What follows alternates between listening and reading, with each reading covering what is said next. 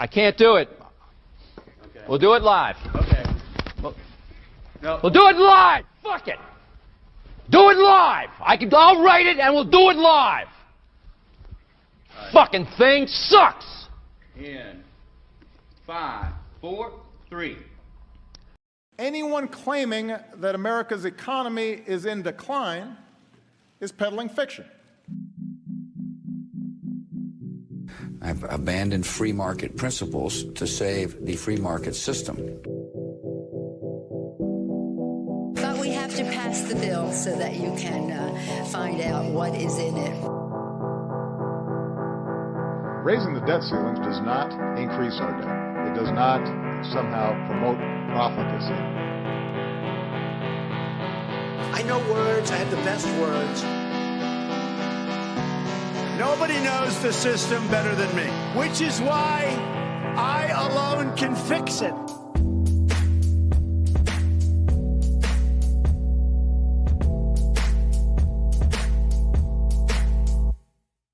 What's up, everybody? Welcome back to the Peddling Fiction Podcast. I'm your host, the voice and soul of so-called fiction, Johnny Profita.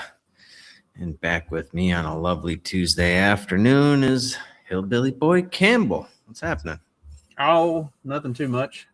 Typical Midwest weather. We went from being warm and sunny last week to cold and rainy over the weekend, back to more fall-like temperatures this week, and then it's supposed to go back to being summer again like this weekend. So we just keep, the typical Midwest fake summer, back to winter, back to spring. Like, if you don't like the weather, hang around for a couple hours, it'll change. Yeah. What's up, Harry Bollocks? It makes me chuckle every time. The same things. Some things never get old. I still chuckle every time I hear O'Reilly, fuck it, we'll do it live. I know I've heard it like 1,000 times by now. That and Harry Bullock still gets me most of the time too. Yeah, dude, it's hot over here, man. It's fucking hot. They still claim like mid 80s, but man, does it feel hotter? And there is just no good air. Like for me to get air in here, I'd have to open up doors to the back street. And then I was telling you today, I wasn't sure if we were going to do a show because they are doing something to the terrace here, which is right outside my door. And they were banging away yesterday, and they told me about it, and I was like, great, I'm only here for fucking 10 more days, and they had to start now. But they're not banging today. They're out there. I don't know what they're doing, but I'd have to open up that window, and then I wouldn't be able to hear myself think. So it's just like you crank the AC and you hope for the best. But yeah. They're probably out on the terrace waiting for us to start, and then. I know, dude. I heard them. They start as soon as you asked me, like, we're still good. I was like, yep, I think so. And then like 2 seconds later, they like dropped a wrench or something. I was like, uh-oh. Here we go. Definitely just jinxed it. What was the place you were staying at a couple years ago? They're like every week when we would do the show, the garbage truck would be picking up. Yeah. Remember that one? Was that last year? I can't remember if it was last year or the year before. And there was the other one where I was on a pretty quiet street. There was another one that you stayed in that almost every day right at showtime, there would be like a mariachi band out on the street playing or something. Or was it a club next door that I can't remember. It was. That was probably 2 years ago. Yeah. Last year I was on the really noisy, like I was on a pretty busy corner with just like really cheap windows. And so you could hear everything. I think that was the garbage truck. It does seem like it was more than a year ago. Man, this time flies so fucking fast. That about this time last year was like the recovery from the Trump tariffs, like all the mayhem. And then we immediately recovered after he chickened out on the fucking tariffs. It was like April of 2025. And Well, let's just get a quick Iran thing out of the way since I just kind of segued into Trump chickening out. It looks like there's no deal on the horizon anymore. I know everybody got excited, and I know a bunch of insiders made another couple $100 fucking billion front running the trade in oil. But yeah, turns out they got nothing. Once again, I don't know how many more times people are going to fall for this bullshit that Trump comes out and said, like, I'm going to blow up the world. Oh, no, we got a deal. We're basically done. And then, yeah, they've got nothing. Go ahead and read some of those bullet points for us. JD Vance's trip to Islamabad is currently on hold as talks appear off for now after Iran demanded that the U.S. lift its blockade of the ports. Neither side wants to appear weak by flying to Pakistan first without the other side having already clearly committed.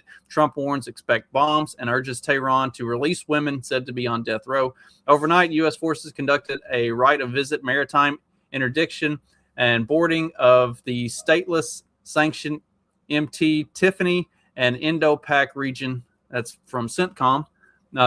12 ships have gone through the Strait of Hormuz in the last 24 hours. Iran claims one of its own made it past the U.S. blockade. 28 ships have been turned around. And Trump also said on Truth Social that Iran has violated the ceasefire numerous times. How many times has Israel violated the ceasefire? I wonder. Right.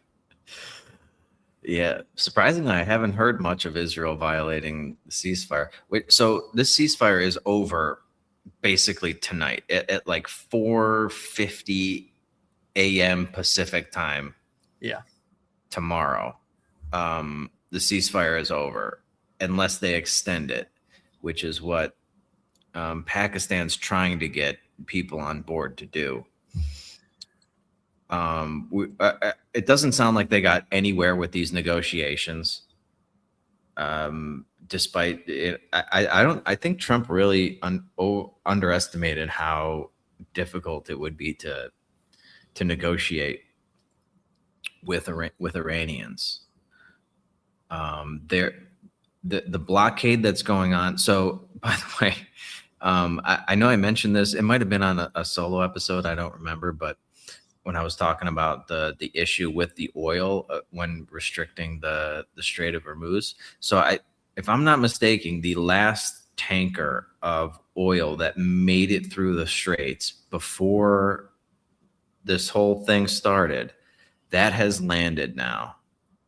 And that's it. So I know they were, like we said on the last episode, they were really quick to raise prices, but we haven't even fucking felt the effects of this strait being closed down for almost 2 months now. Like 12 ships getting through. This is like 15 to 20% of the world's fucking oil flows through there, among other things, fertilizer and natural gas and stuff like that. And we remember the world, like we kind of dipped into, there were a bunch of countries that got on with releasing some of their reserves, their strategic reserves. That was like a 3-week stopgap measure. So that's all gone now. And we're right back where we started, it looks like. And I bet you Trump is getting pretty fucking desperate at this point, because we're going to start feeling what, no more oil getting through for the last month and a half is actually going to feel like.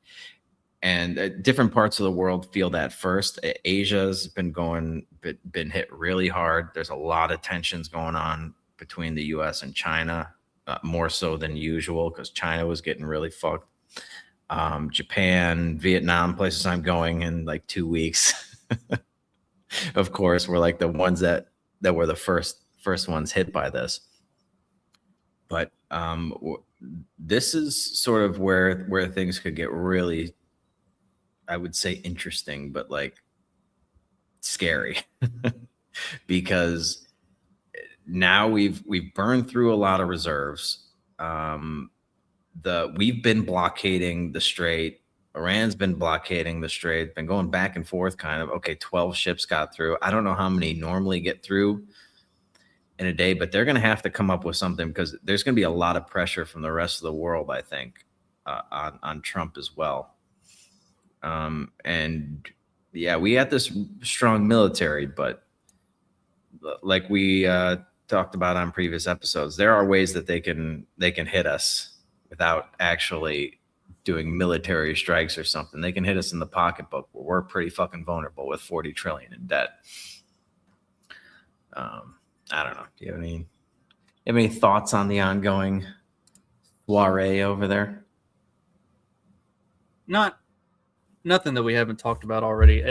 At this point, it's just a pissing match. And the fact that the rest of the world has thus far stayed out of it, they're going to have to pick a side and do something. Like, they can't just keep standing on the sidelines being a bunch of fucking pussies. Like, either they're either going to have to step up to the plate and fucking do something, or bow out and be like, we fucking suck. We are at your mercy for everything. Like that. I mean, that's the rest of the world exists, and they have remained completely out of all of this. Like, y'all are all going to get hurt by this as well. You can't just sit on the sidelines and do fucking nothing.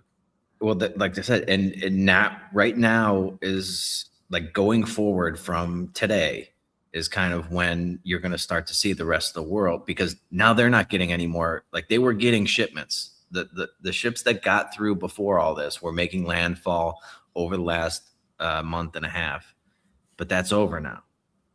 So I know Europe's going to be pretty desperate for oil. Australia, like all these countries they're not getting anything anymore. Like, they're out. So I think they're going to have to start turning up the heat one way or another on one, like you said, pick a side and then turn up the heat. And yeah, we got the midterms coming up. I mean, Trump's got to be so desperate to get this fucking thing resolved. And I mean, like, the rest of the world has to decide what they're going to do soon, because they're not going to have any protection. The world's largest condom maker is warning that there are going to be price hikes because of this. Like, for real, you're not going to have any protection if you. Yeah, I thought this was a good way to just remind everybody that, like, all the things that you don't even consider, this is going to affect. Like the amount of things like petroleum-based things, and just even just shipping anything to your fucking door, like the whole chain is affected by this. So, yeah, if you're planning on wrapping up anytime soon, you might want to stock up on those things before price hikes hit your favorite kind. I don't know how long it takes for condoms to expire, but you might want to go ahead and build you up a nice little stockpile before price hikes start to hit. Yeah, I think they last a couple of years. A few years. The last time I've been used a lot. Have you ever used the condom? I mean, in college. Yeah. But yeah, it's there's going to be a lot more pain from this than I think people, even like I don't think the markets are properly pricing this, and we're at all-time highs again.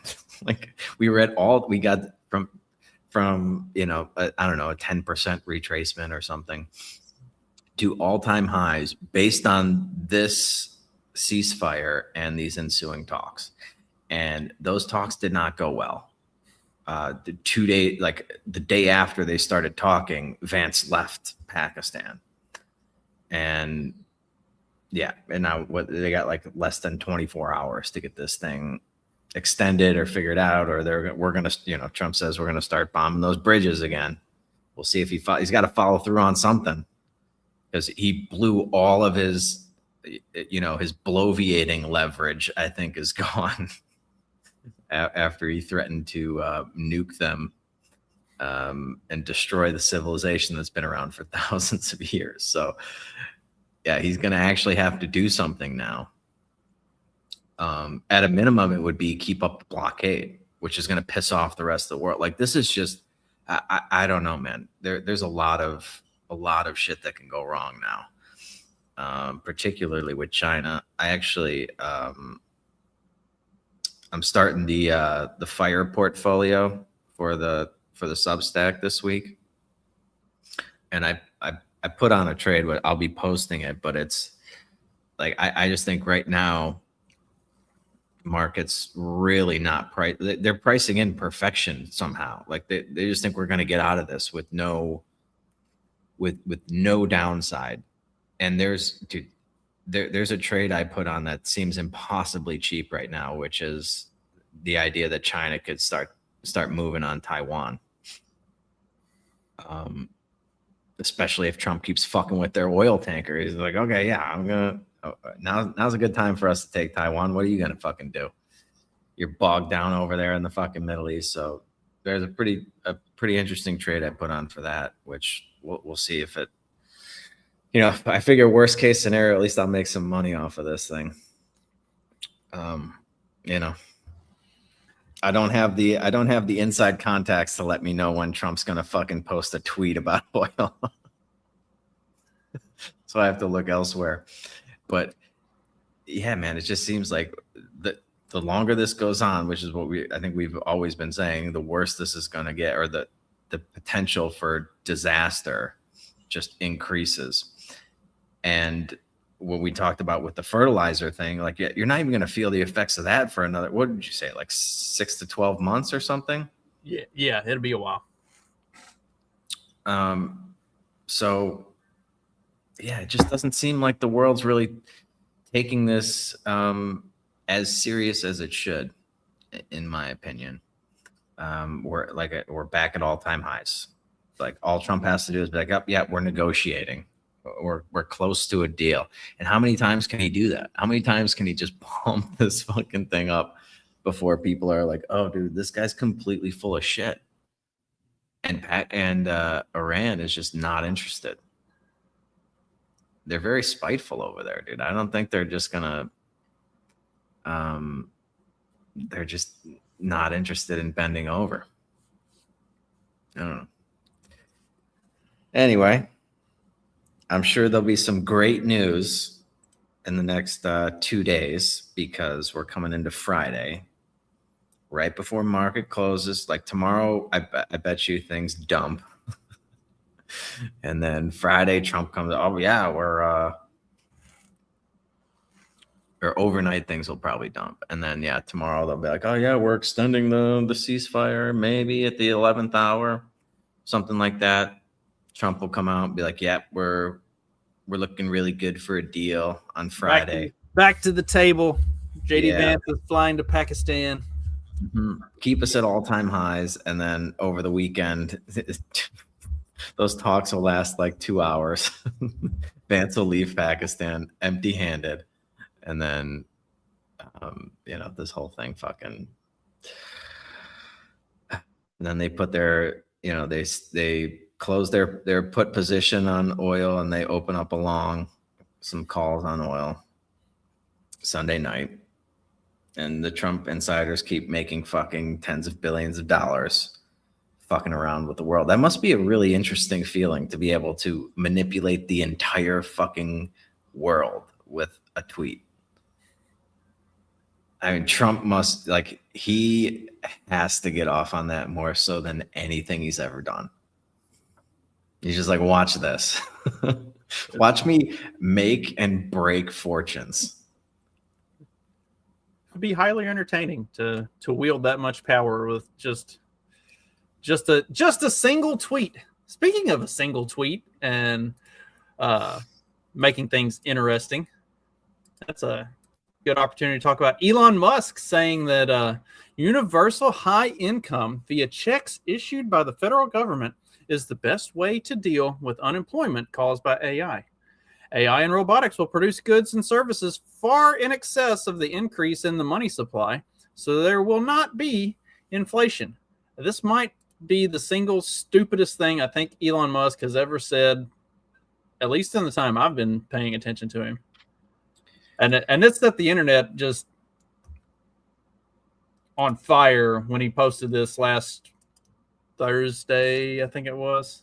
Yeah, last Thursday. I mean, it just sent everybody running rampant to be like, dude, are you fucking stupid? Like, what in the world are you thinking? Like, he's calling for UBI because of AI. Yeah. Well, go ahead if you want to give your thoughts on that. I don't understand the logic. This is the dude that just like he did the Doge thing, saw all of the waste and corruption of government, and then he's just like, yeah, federal government should issue checks, and that's going to fix everything. Like, what the fuck? Did you like smoke too much pot between this time last year and last Thursday and just completely fry your fucking brain that you don't remember anything that Doge found? Like, federal government issuing checks is never a solution to anything, period. It's just more problems. AI and robotics is going to produce goods and services far in excess of the increase in the money supply, so there won't be inflation. We've already inflated the money supply so much that we'll never get back to something that's like normal. Adding more is just going to do more. There is no, and AI and robotics isn't going to produce anything. What's it done so far? Like, well, this is a conversation that I keep hearing around AI. And anytime there's like a podcast talking about AI in the next like 10 to 15 years or something, and all the jobs that are going to be lost, it really is amazing to see how people just don't understand money and or technological advancements, because this is not different than any other technological advancement. Yes, it's bigger, but the fundamentals of it, it's like, you get Bernie Sanders, like, look at all these workers that are going to be replaced. Yeah, look at all the workers that have been replaced throughout every technological advancement. It's good. They call them labor-saving devices for a reason. So if you were sitting in some fucking room coding stuff for the last 10, 15 years or something, we had millions of people doing that, and now that can be solved with Claude in a matter of minutes. Well, now all of those millions of people are freed up to do something else. Like, labor is a finite resource, and if we can free up labor in one area, we no longer have to waste labor in that area. We can apply it to something else to produce something else that society needs.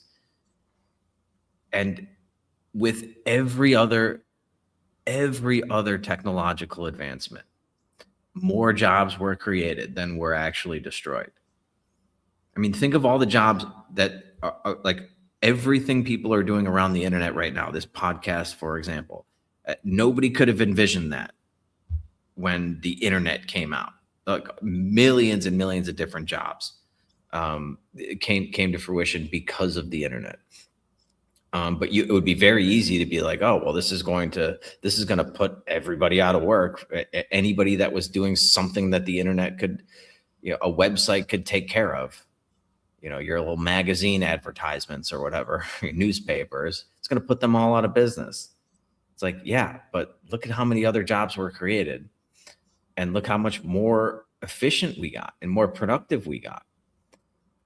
And these robots will, like, I hope everybody has their own fucking personal robot to do all kinds of shit for them. That'd be great. It's like, and you don't need like this idea that we need to circulate pieces of paper to people so that they can buy things. It's just such a juvenile way of looking at the problem. And dude, a UBI is just a bad idea on so many levels. And I know we've talked about it over the years, like the problems with it, but well, and that's the thing. Like you said, it's going to create more opportunities, more jobs. There are manufacturing jobs that we currently have a ton of shortages in. There are a bunch of other areas of the economy that we have labor shortfalls in, we have production shortfalls in, all of these things that while people are doing useless jobs that can be automated. Like, so automate what can be, and then move that labor force into areas that we actually need. Then we take care of all the shortfalls in production and everything else of the thing. And also all of these robotics and AI advancements and everything, they're going to need people to service and maintain all of those things. So like anybody that's ever run any piece of equipment, it doesn't just run forever with no problems. Like now you have whole teams of people that need to know how to fix these things, work on these things, keep these things running, maintain these things, how to keep the AI on track, doing what it's supposed. Like it creates a ton of opportunities that are actually going to be high demand, and you don't have people doing it. So they're going to be skilled labor that will pay more, that will be a productive service. Like there's so much opportunity. We don't need to just be like, all right, well, your job got replaced by AI or robotics, so here's some money to sit on your ass. You obviously are useless. Here's money. Like, no, figure out a way to make yourself useful. Like, it's not that fucking hard. Yeah, and by the way, the writing of this has been on the wall for the last 20 years at least. We've been talking about AI, right? And the worst thing we could possibly do is like turn over the reins to fucking Bernie Sanders with this, who wants to just stop the advancement in its tracks and have the government regulate the shit out. He's like, well, we can't, we need to slow this down. He wants to stop like production of data centers and stuff. It's just like, dude, he will destroy the world if you give him the power to start stifling advancement. I don't destroy the world just like any other fucking communist would. I don't necessarily disagree with the idea that we need to dial back on data centers and stuff like that, but not for like Bernie Sanders is saying that to protect unions that are protecting useless pieces of shit who shouldn't be getting employment who shouldn't be employed in what they do as it is. Like move those people into actual productive parts of society and like make them work. I don't know, crazy idea. I know, especially for a communist, like make people work. That's just insane. Wait, every time communism's actually been tried, that's what happens is everybody gets forced to fucking work. But never mind that. What an American communist thinks is nobody should have to work.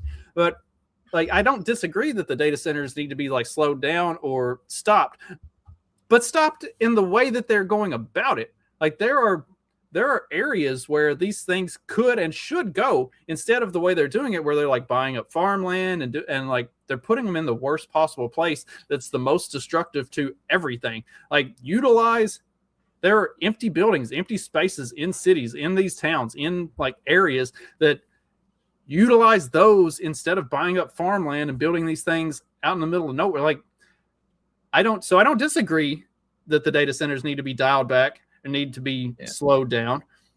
They just need to be done in a different way that's actually productive to keeping society moving forward. Yeah, I think slowed down is the wrong term. Like we need to price it in like something's wrong with the pricing where our farmland is becoming so much cheaper than worthless fucking office space in downtown Chicago. You know, like we should be building in my opinion, take it with a grain of salt because I don't know much about this stuff, but like, shouldn't we just be building it up instead of across more land? Like we got plenty of room up there. Right. Yeah. We got all of these empty skyscrapers. Yeah. Or it just seems like we should be doing a lot more building up because we got plenty of room up and not as much room across the globe.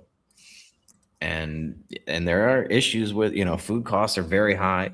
There's a drought, I guess, I was reading today across the Midwest or something that's wreaking havoc on the wheat production or something.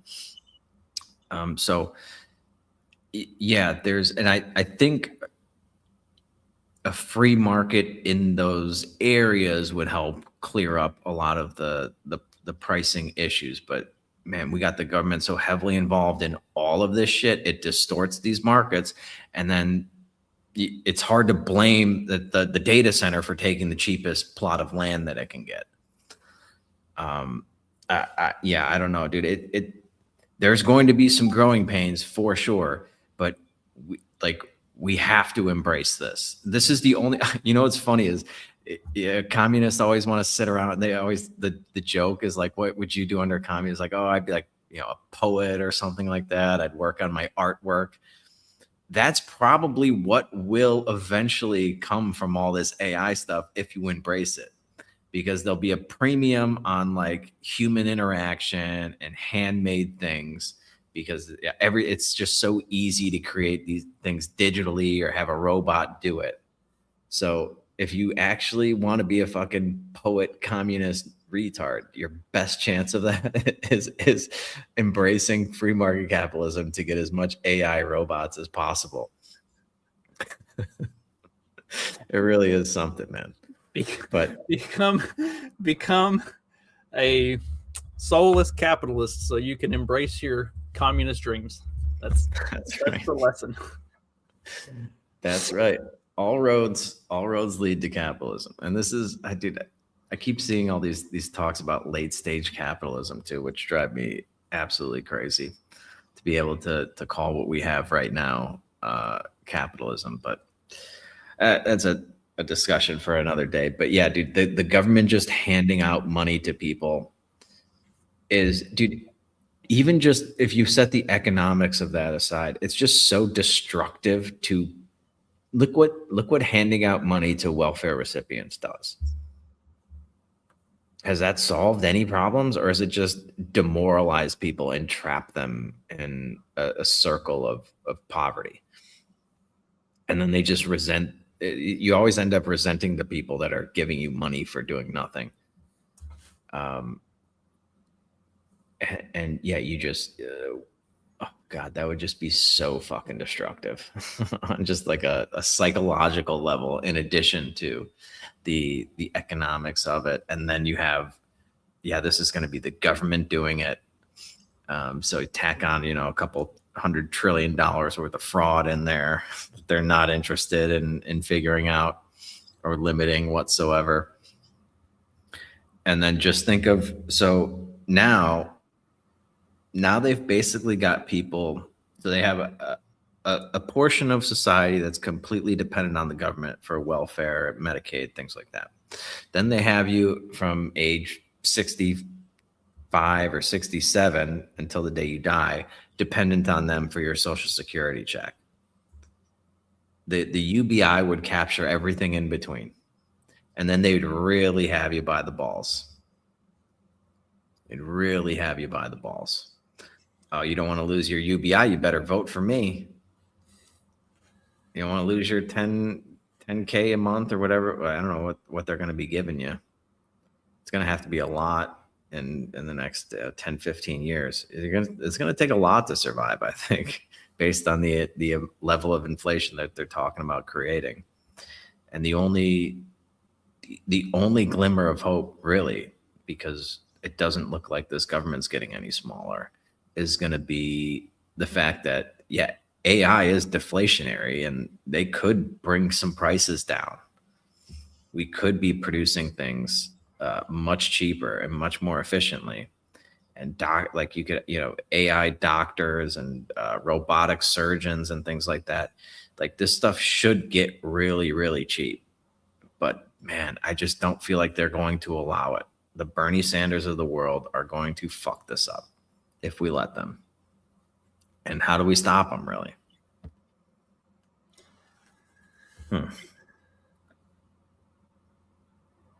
On the point of talking about like the farmland and stuff, that I think that actually ties into the title of today's episode, the red versus blue state Kyle Kulinski thing. I think the farmland stuff of the way that it's being done to push these data centers and solar farms and stuff like that onto farmland is it weakens the red states. It puts them in a position where they're losing the things that are actually make them productive and profitable to and self-sustaining and independent, where that everything becomes part of the technocracy, like it's all just tied together. That's my personal opinion, just from growing up on farms and seeing the way that a lot of the solar farms and stuff like that has been handled, and the way it undermines communities and kind of undercuts the farmers in these communities.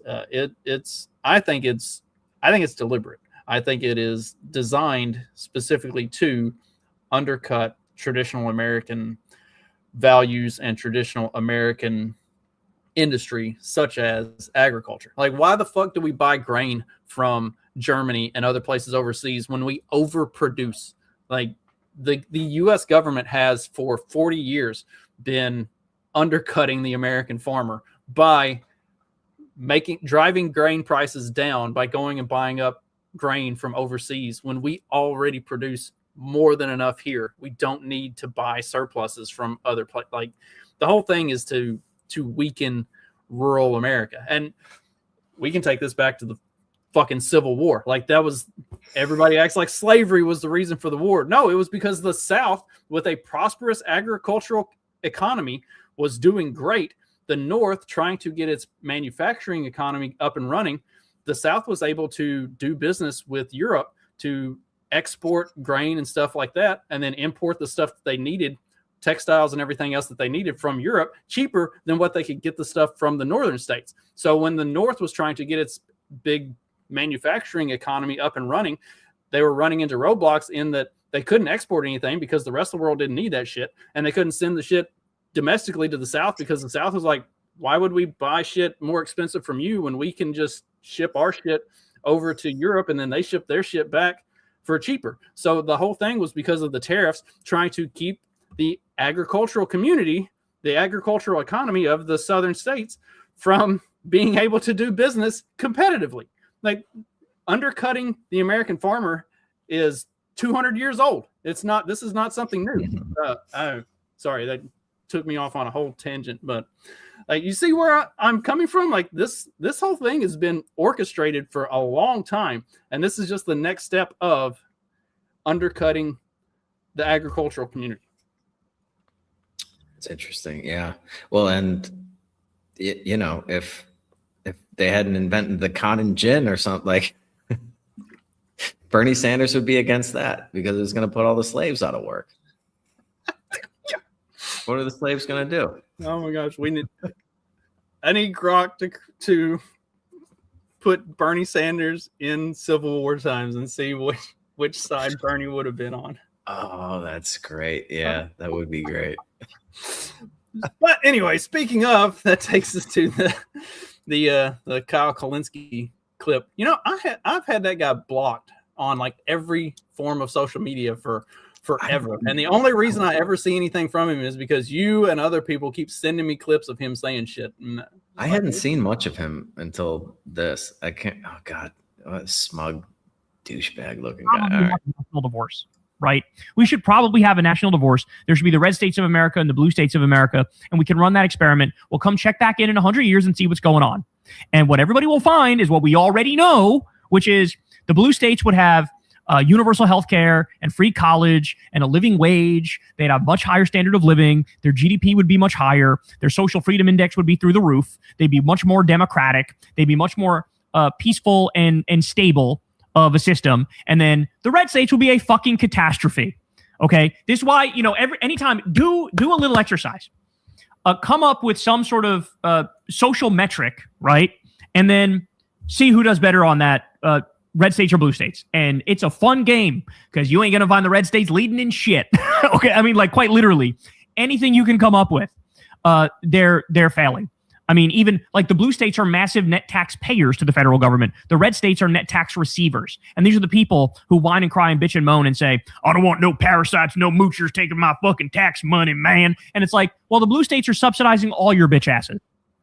God, I just want to punch him in his fucking face. This is why I have him blocked. Everything he said in the first part about, the blue states would have universal basic income and free health care and this and this and this, and any of these social metrics that you measure them by, the blue states would be winning. All of that stuff is fucking useless. Look at your universal basic or your universal health care in Canada. You know what the solution is to if you're sick?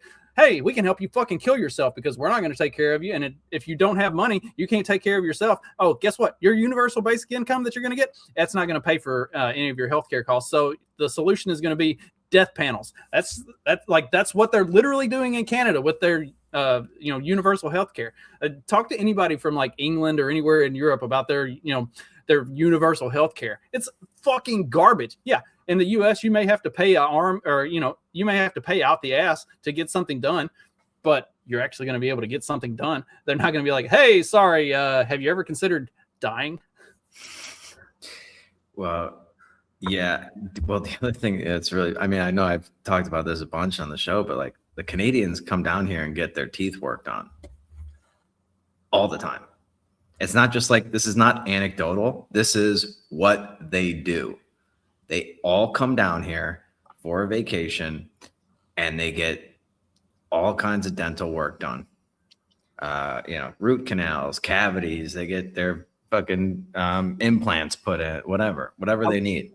I worked for, right out of college, one of the companies I worked for, we had several locations in Canada, and we had a big managers conference, and a few of the Canadian guys came down. And so like some of the, fresh out of college kids were asking me like, hey, how's that like universal healthcare thing that y'all have got? And they're like, we don't use that shit. We're close enough to the US. We just cross the border and if we need something, we go to the US and we just pay and get it done. Like we're not fucking with that shit. Like if you want to wait 2 years and die while you're waiting, then yeah, sure. It's great. But like, and this was, 20 years ago. Yeah. And I do have an anecdotal example of a friend of a friend's who like messed up his back when he was on vacation somewhere in Asia. I think it was Thailand or something like that. Like really fucked up his back. I forget exactly what was wrong with it, but he needed surgery. And of course he goes back to Canada. He's like, okay, I'm going to get the surgery. It's like, no, you're not. Like it's going to be years before you get the surgery. But in the meantime, we will give you essentially heroin.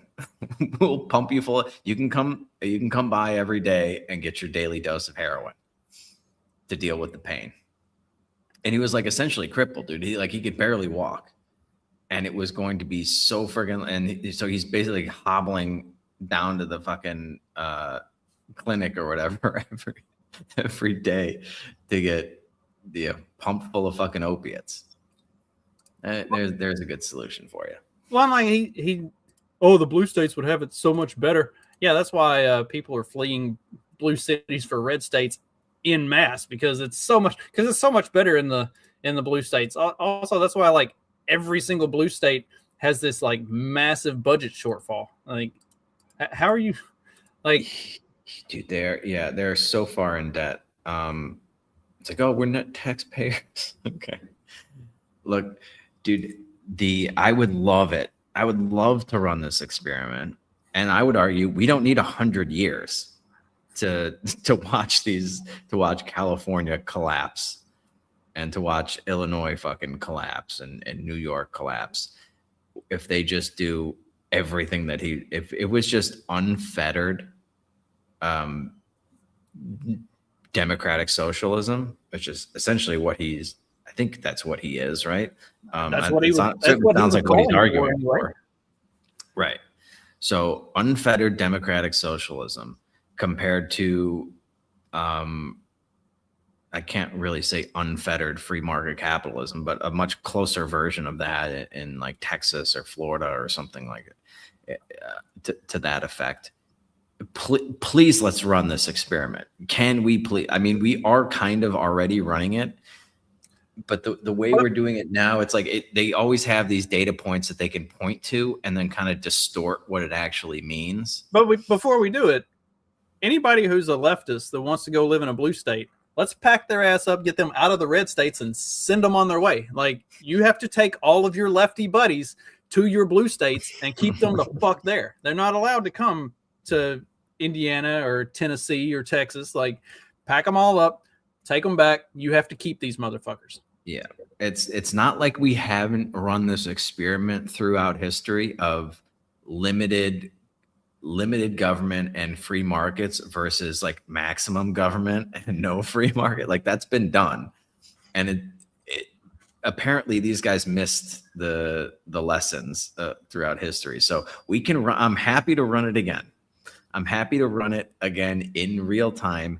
you guys to take Bernie Sanders, make him your king, and do the universal this and free that, all that stuff, dude. Go ahead and do it, and then allow the red states to do their thing, which is we're going to cut government, lower government spending, lower regulations, increase free market activity, and let's see what's what.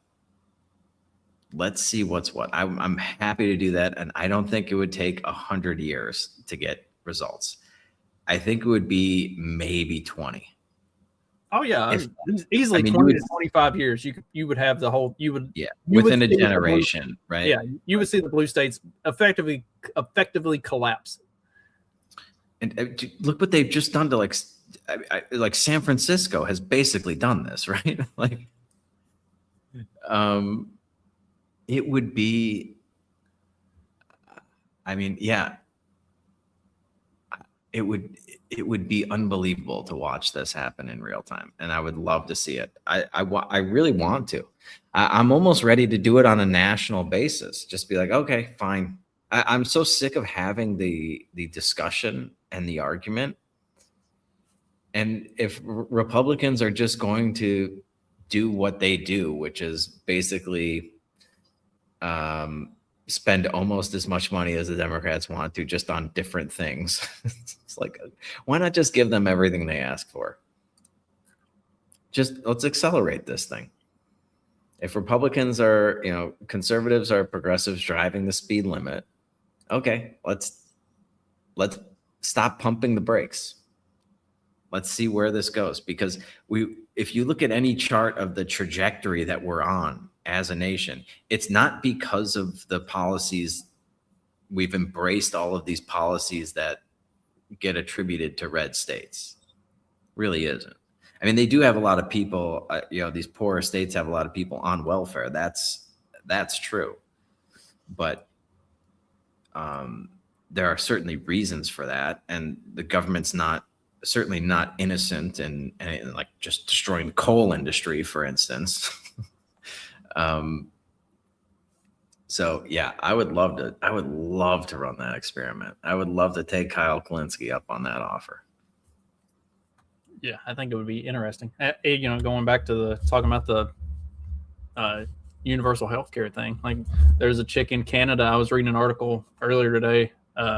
This woman in Canada had some sort of like cervical cancer, and Canada was just like, yeah, we're not going to treat that. So we can put you on this like MAID list, and we can help you off yourself. And she was like, no, fuck you. And started doing like holistic, natural remedy type stuff and just like working on it. And her cancer it's not in full remission, but it's improving. Like, she is moving in the right direction towards getting better. Whereas their solution was, hey, we can just kill you. That's fine. Like, yeah. So she's just in a holistic, like self-treatment approach, and is getting better. Where's the money going to come from? Like, where are they going to get they're just going to print like California dollars, and then they're just going to give it to people? How is that going to work? And what do blue states produce? I know California has a big agricultural industry, but also if you look at the numbers on California's agricultural industry, it doesn't make a lot of money.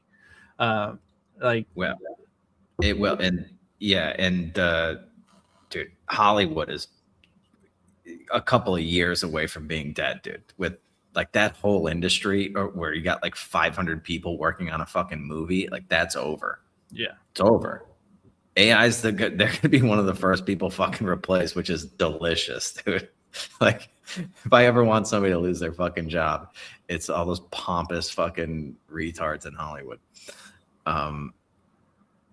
Yeah, like that whole industry is going to change pretty quickly, I think, because I see these clips come out, and this is, remember, you have to remember, like, this is the worst AI is going to be, is like right now. Every day is like the worst. It's only going to get better from where we're at. And you can pretty much have AI make you a movie now. I don't know how long it takes. I don't know. It's like an hour or something to render or something. But like you can tell it exactly what you want and it can fucking do it. And it's only going to get better from there. So that whole industry would collapse. Yeah, I don't know. I mean, it's like you have a lot of jobs, like the big city jobs that make all this money. Those are the ones that are going to be replaced now. More so than the jobs that require people to actually be there and do something like physically intricate, I guess would be the way I would put it. Like, you know, your plumbers and your electricians and stuff, like eventually that stuff will get replaced, but that's not low on the totem pole. Low on the totem pole is, you know, cubicle Carl fucking putting numbers into a spreadsheet, like making 150K a year in some office job in LA. So I had one other. Didn't we have? I was going to say, also speaking of the lady with cervical cancer, there's a lot of crazy cancer going around. You want to switch to Katie Couric? Katie Couric and crazy cancer. Katie Couric says, "What the fuck is going on?" What the fuck is going on? I had coffee with an oncology fellow about 2 months ago, and she said, I had a very rough day. I just had to tell a 21-year-old college student with no family history that he had stage 4 colorectal cancer. And I'm hearing more and more about people in their early 40s, 30s, even 20s being diagnosed with this disease at an advanced stage, often metastatic colorectal cancer. I can't even tell you guys how crushing it is. And of course, I'm excited about trying to figure out why this is happening. You know, epidemiological studies are so hard to conduct, but there is something going on in our environment. It's not just obesity or a sedentary lifestyle. You know, it's a confluence of things that include ultra-processed food, maybe microplastic, forever chemicals, overprescription of antibiotics. I don't know what is happening, but something is going on. And there are 17 cancers are increasing among people under 50. So what the fuck is going on? What? Well, Katie, you might have missed the key thing in all of that. Johnny, I apologize if this episode gets taken down, because the episode where I actually covered the studies on it on my own show did get taken down. Remember when the thing was coming out, you know, the thing that everybody was like, you had to get it or you couldn't keep your job, that thing. And there were a lot of people that said, why would we get this when it hasn't been tested? It hasn't been studied. And then there were a bunch of other really brilliant people that said, well, it has been tested and studied. They've been studying it for 20 years. Yeah, well, did you go back and actually look at the tests and studies that were done during the course of that 20 years and how literally not a single one of those studies got out of animal trials? Because you know what was happening in the animal trials? They were seeing anywhere from 40 to 80, and in some cases, 100% mortality rate in these animal trials. You know what the big kicker was? What the big thing that actually prevented Moderna from getting theirs past animal trials was, if given enough time, the gestation period on this thing that they were testing would, it would create tumorous masses and other types of really weird cancerous type things that would come up in the animals, specifically ferrets, cats, and a couple others that they were testing on. So they could never get out of animal trials because everything that they kept testing on, if given a, you know, I think I'm trying to remember what the time frame was, but it was like anywhere from 8 to 18 months gestation period. All of these animals would start developing different tumorous and cancerous masses. Never could get out of animal trials. If you extrapolate out the gestation period for those animals to what a typical gestation period for different stuff would be, comparatively speaking, for humans, in the 36 to 52 month range, that's where you should start to see cancerous masses developing. How long were we out from when that thing was being pushed so hard? 2022-ish. Right. So we're probably in the 48-ish month range area. Gosh, I wonder why in the last 6 to 8 months, 12 months, we've seen significant increase in just random unexplained cancers. I seriously, Justin, it's a confluence of things.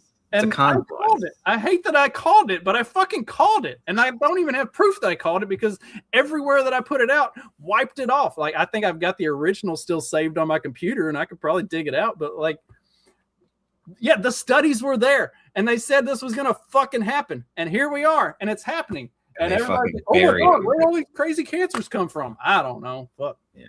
They came from trusting the science, Justin. That's where they came from.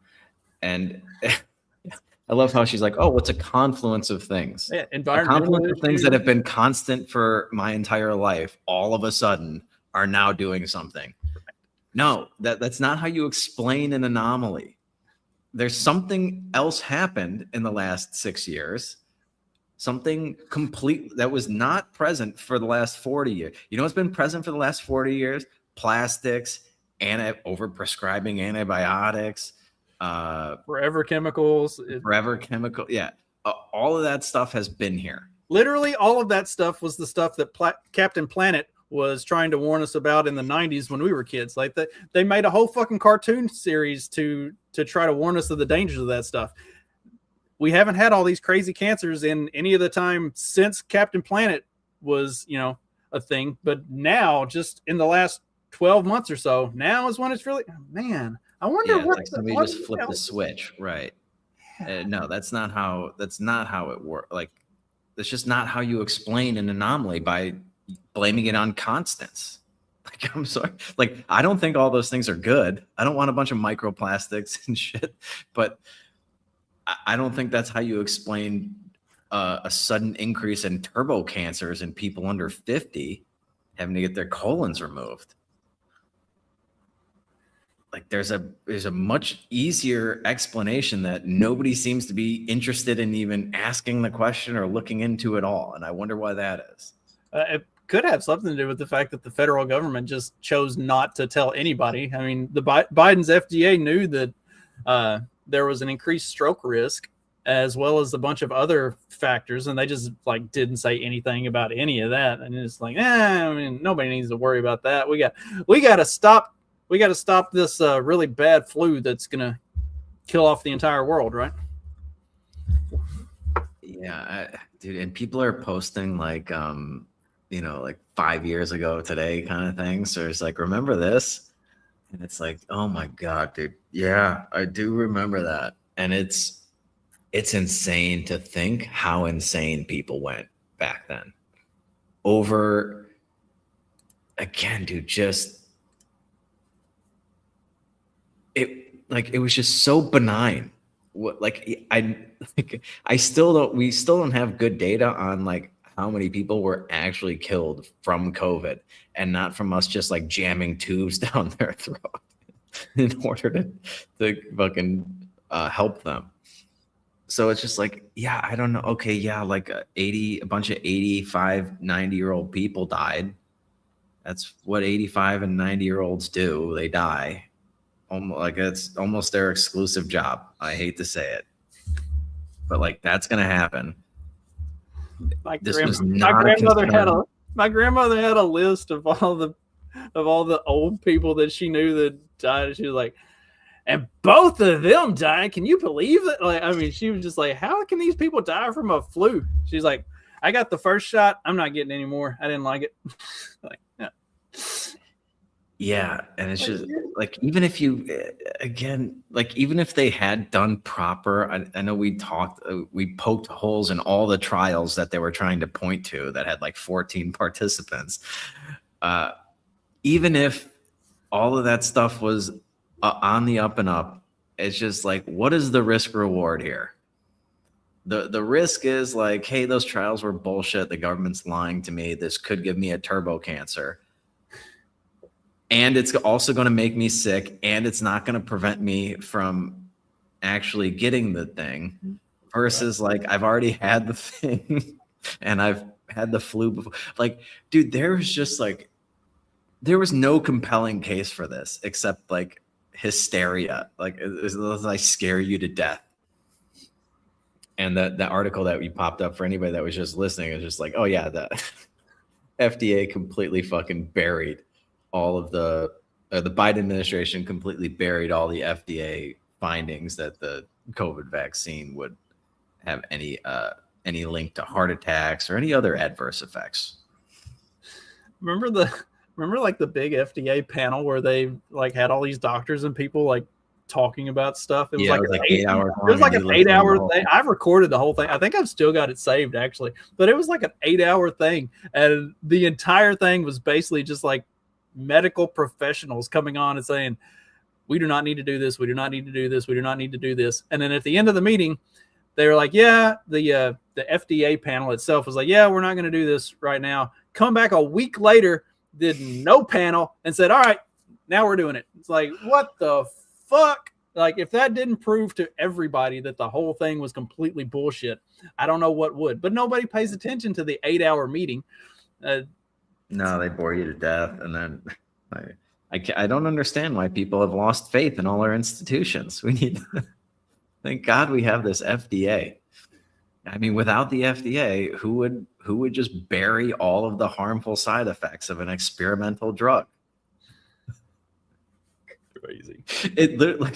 It's just so amazing that they're actually doing the thing that, you know, blue pilled normies point to why we actually have to have them to prevent from the evil free market corporation. They're gonna poison you. It's like, dude, I don't remember a lot. I mean, I know there's been some lawsuits and stuff over the years with like harmful side effects from drugs and stuff, but like, I don't remember them injecting you with turbo cancer stuff. Like, Jesus, dude, this is so fucking bad. And the delay, again, dude, they probably knew that there would just be, like you said, this delayed effect that they could point to something else to blame it on, like they do with everything. That's why they love inflation, because they can just point to some other obscure thing, and everything's been obfuscated over time. So it's like, oh yeah, microplastics and all these other little things, a confluence of things. Certainly not that one abnormal thing that we forced you to do a couple of years ago. That has nothing to do with it.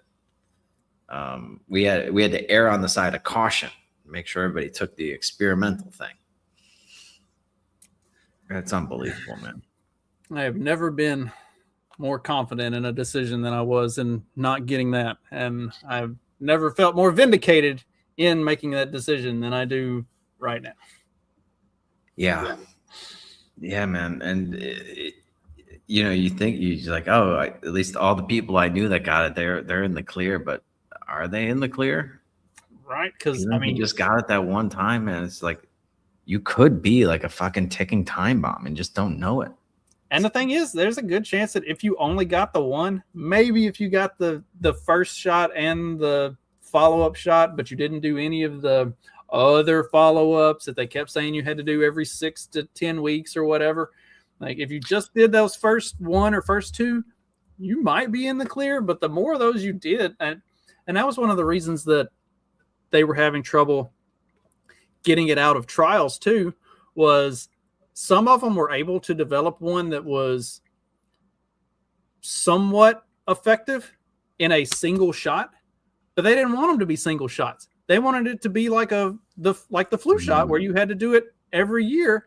And so they were trying to create this thing that you had to keep doing it. But the more that they did it, the more that that the trials were showing turbo cancer.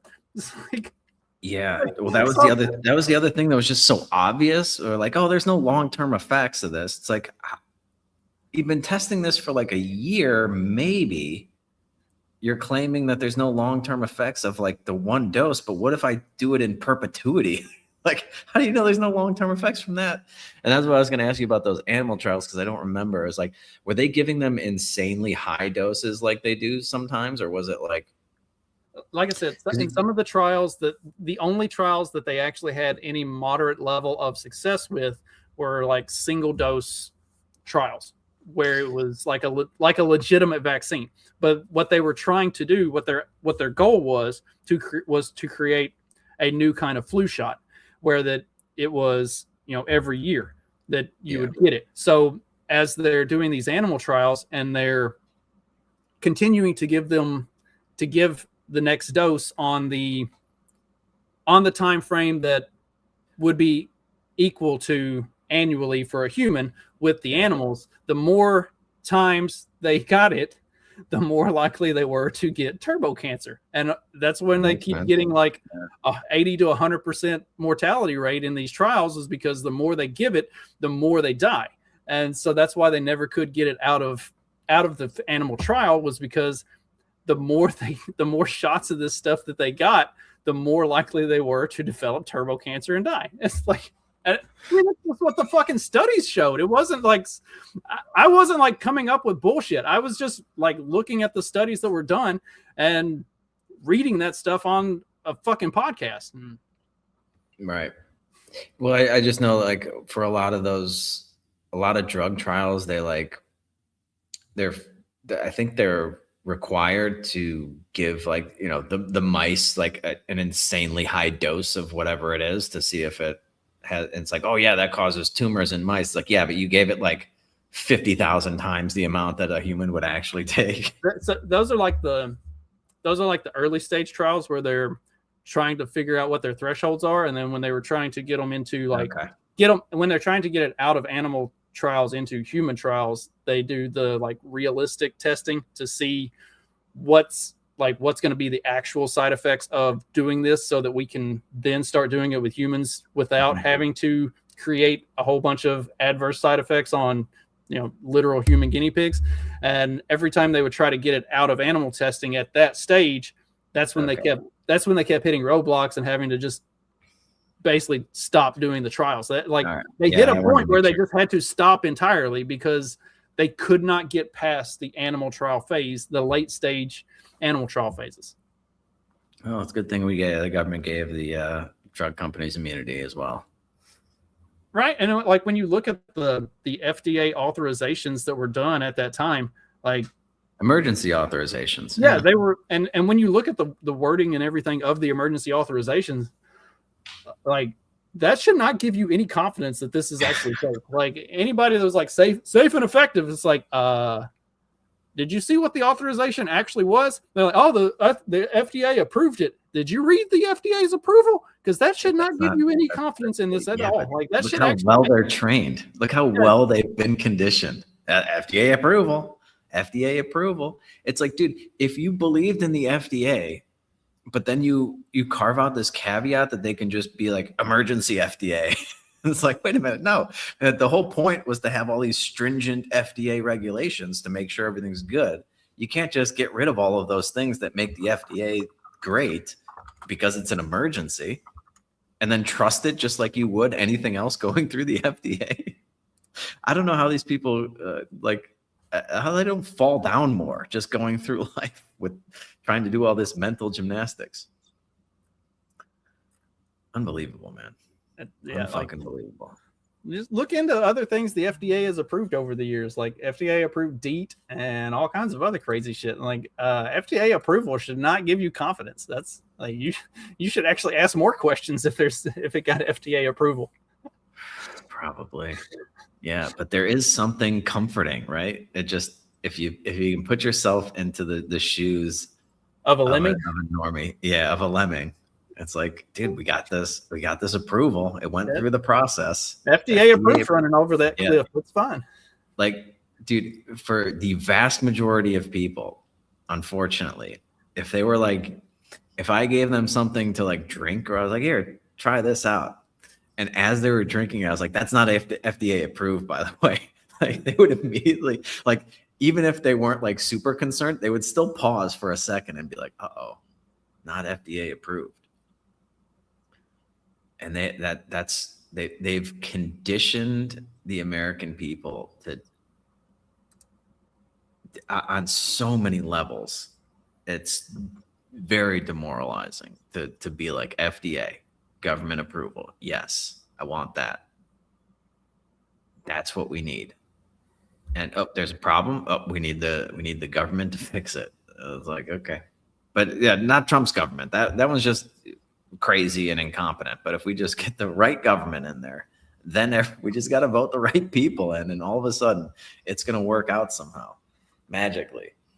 And we get blamed for being utopians, because I don't think we call me crazy. I don't think we need a bunch of fucking weird pedophiles in control of everything. Any update on Swalwell? Is he facing criminal charges yet? Probably not.